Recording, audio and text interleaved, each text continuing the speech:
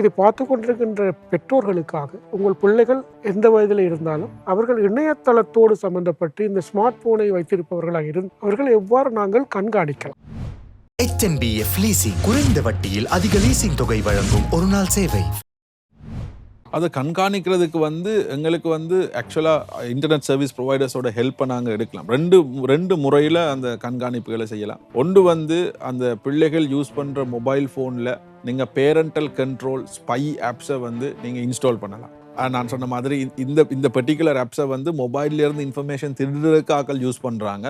ஆனால் இந்த இடத்துல நாங்கள் இப்போ நீங்கள் ஒரு டயலாகோ ஒரு மொபைலில் வேண்டும் போதே, இப்போ டயலாகில் அந்த ஃபீச்சர் இருக்குது, அவங்களே பேரண்டல் கண்ட்ரோல் ஆப்ஸை இன்ஸ்டால் பண்ணியே தர்றாங்க சின்ன குழந்தைகளுக்காக. குழந்தைகள்னா ஒரு 6 வயதுலேருந்து 12-15 வயது உள்ள அந்த தடுமாறக்கூடிய வயதில் இருக்கிற குழந்தைகளுக்கு நீங்கள் அந்த மொபைல் ஃபோனை பரிசீலிக்கும் போது அந்த பேரண்டல் கண்ட்ரோல் ஆப்போட நீங்கள் கொடுக்குறீங்க. பேரண்டல் கண்ட்ரோல் ஆப்பில் என்ன செய்யும்னா சில விஷயங்கள் வேலை செய்யாது. இப்போ ஒரு தேவையில்லாத ஒரு வெப்சைட்டுக்கு போகும்போது அந்த வெப்சைட் ஓப்பன் ஆகும். நீங்கள் எந்த ஒரு நெட்வொர்க்கில் இருந்தாலும் இதே டிஎன்எஸ் மூலமாகவும் நீங்கள் செய்யலாம். ஆனால் டிஎன்எஸ்ன்றது ஒரு வெப்சைட்டை நீங்கள் டைப் பண்ணும்போது facebook.comனு டைப் பண்ணும்போது அந்த வெப்சைட் ஒரு ஐபி அட்ரஸாக கன்வெர்ட் ஆகும்.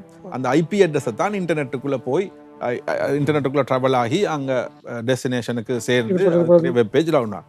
இது மூலமாகவும் நீங்கள் செய்யலாம். ஆனால் அதை நீங்கள் இப்போ என்னுடைய வீட்டில் இருக்க நெட்வொர்க்கில் நான் அந்த டிஎன்எஸை மாற்றினால் என் பிள்ளை பக்கத்து நெட்வொர்க்கை அதை ஆக்சஸ் பண்ணி அதில் இருக்க டிஎன்எஸ் மூலமாக போகும்.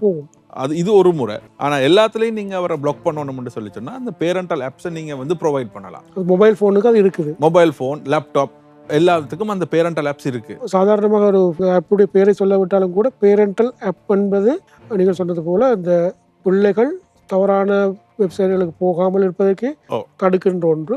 அதே போல பிள்ளை செய்கின்ற விடயங்களை மானிட்டர் பண்ணக்கூடிய வசதியும் இருக்கிறது. தந்தைக்கோ தாய்க்கோ அலர்ட்டும் கொடுக்கும். இப்போ ஒரு பிள்ளை ஒரு பர்டிகுலர் வெப்சைட் ABC என்ற ஒரு வெப்சைட்டை 5 தரம் 6 தரம் போகுது, அது உங்களுக்கு நோட்டிபிகேஷன் வருது, it is not allowed for you என்று போனாலும் அந்த பிள்ளை திருப்பி ட்ரை பண்ணுதுண்டா அந்த பிள்ளையோட பிஹேவியரை தகப்பனுக்கோ தாய்க்கோ ஒரு அலர்ட் மாதிரி கொடுக்கும். உங்களோட பிள்ளை இந்த மாதிரி ட்ரை பண்ணுது, இந்த வெப்சைட்டுக்கு போயே ஆவணுன்னு நிற்கிது, so have a look at தட்ன்னு சொல்லி அப்போ அவர் அதுக்கான இதுகளை செய்யலாம். ஆனால் இப்போ இருக்கிற பிள்ளைகள் நீங்கள் சொன்ன அந்த விஷயம் உண்மை, எங்களை எல்லாரையும் விட நாலேஜில் அதிகமானது. இப்போ நீங்கள் ஒரு பேரண்டல் ஆப்பை போட்டாலும் டிஎன்எஸ் மூலமாக அதை தடை செய்தாலும் என்னதான் செய்தாலும் அதுக்கான பைபாஸ் மெக்கானிசம்ஸ் இருக்கு.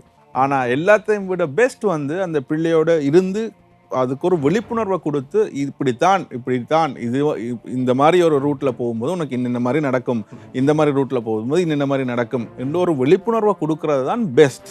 இல்லை நான் அவரை டெக்னாலஜி மூலமாக கண்ட்ரோல் பண்ண போறேன்னு சொல்லி சொன்னா ஆஸ் அ பேரண்ட் நான் என்னுடைய பிள்ளையை விட அட்வான்ஸ்டாக இருக்கணும். நான் என்னை எப்பயுமே அட்வான்ஸ்டாக வச்சுக்கொண்டே இருக்கணும்.